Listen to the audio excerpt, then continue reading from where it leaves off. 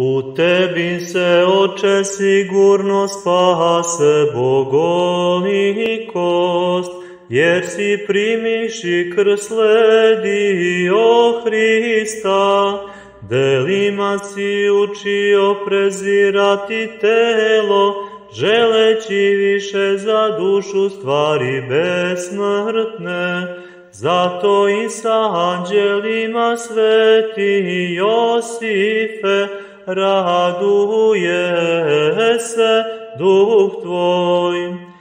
Ti si, sveti Josife, neiscrpni izvor pokajanja,